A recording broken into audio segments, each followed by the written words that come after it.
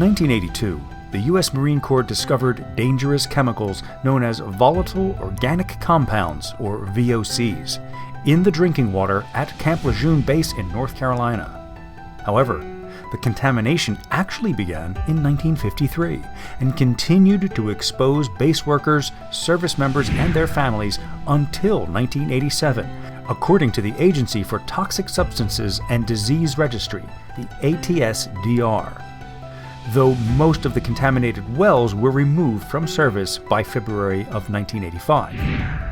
During that time, nearly 1 million civilian workers, military service members, and their families were potentially exposed to dangerous chemicals that can cause cancer and other serious health issues.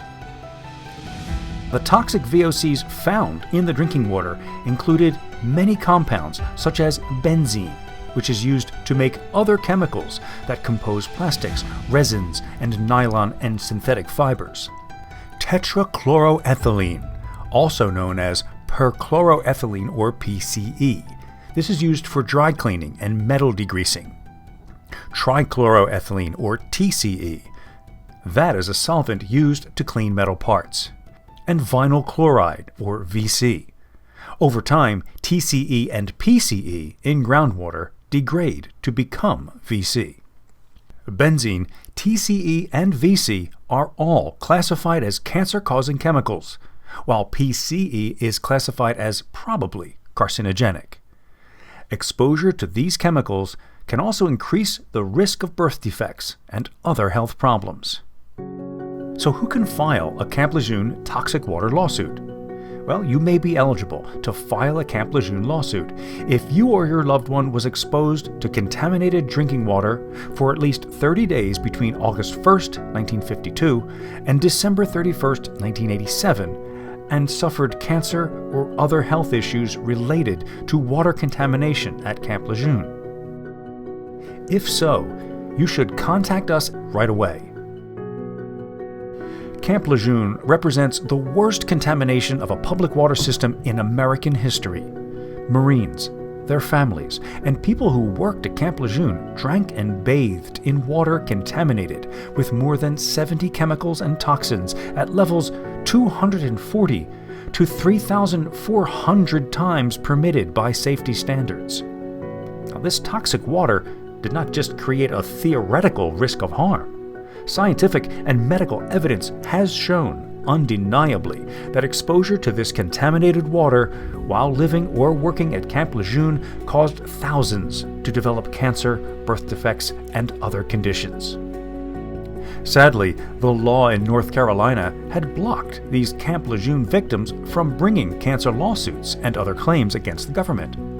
Now, however, there is a new federal law that will enable victims of water contamination at Camp Lejeune to file claims and get financial compensation. In June 2022, the U.S. government passed the Camp Lejeune Justice Act of 2021, which was part of the Honoring Our Promise to Address Comprehensive Toxics, or PACT Act. The Honoring Our PACT Act focuses on addressing issues that affect veterans who are exposed to toxic materials during service. Because of this new law, those who were exposed can now seek compensation by filing a Camp Lejeune lawsuit after having been denied justice for so many years. The cancers that have been linked to TCE and PCE exposure in drinking water at Camp Lejeune include leukemia, bladder cancer, kidney cancer, liver cancer, multiple myeloma, and non-Hodgkin's lymphoma. There were other health conditions, such as aplastic anemia and other myelodysplastic syndromes and neurological disorders, and have also been linked to exposure to PCE and TCE.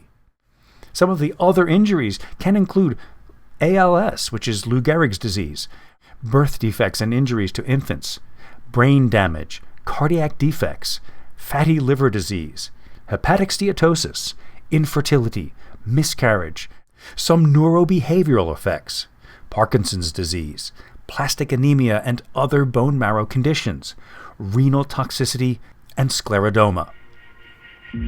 In recent years, a long trail of evidence has been uncovered that clearly shows that the U.S. Marine Corps knew about Camp Lejeune water contamination for years, but first ignored and then later actively concealed the issue. However, with the Camp Lejeune Justice Act of 2021, you may now qualify for compensation for your injuries. If you were at Camp Lejeune for at least 30 days between August 1st, 1952 and December 31st, 1987, and suffered cancer or other health issues related to the water contamination we've described, please contact us right away.